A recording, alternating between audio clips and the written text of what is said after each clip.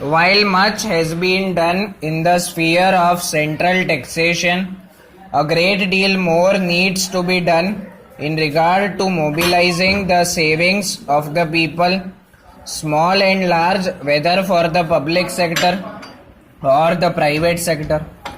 Honorable members will appreciate that the large increase in the borrowing from the banks by private business indicates that the problem of finding non-inflationary finance for development is not peculiar to the public sector alone.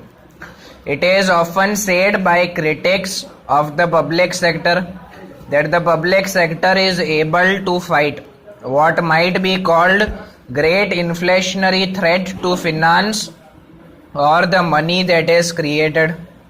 But today the position is that much of the improvement that has taken place in the private sector and that is taking place today is dependent on bank credit or credit from financial institutions.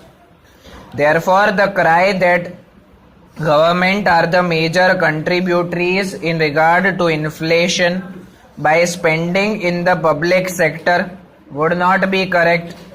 But I do not say that in itself is wrong, because it means some development. It also throws upon the government the responsibility for keeping a more watchful eye on monetary movements than they normally have to do. Therefore, it makes it all the more necessary for us to mobilize the savings of the people, and the problem of internal resources for the plan rests on that at the present juncture. My colleague speaking yesterday spoke about small savings, so that I will content myself with impressing once again on honorable members the organizational and other efforts that we must make to promote savings if internal resources are yet to be avoided from becoming a bottleneck in our plan implementation. While I am still on the subject of internal resources, I would like to refer to one point made by our House financial expert. He complained about the lack of uniformity in the rate of sales tax in different states and suggested the introduction of a comprehensive bill in Parliament to bring about uniformity.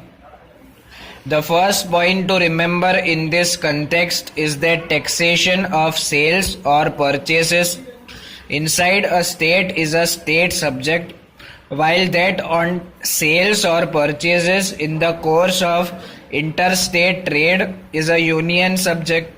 As regards the state sales tax, after the coming into force of the Central Sales Tax Act of 1956, certain goods have been declared to be of special importance in interstate trade or commerce, that is cotton, cotton yarn, coal, etc.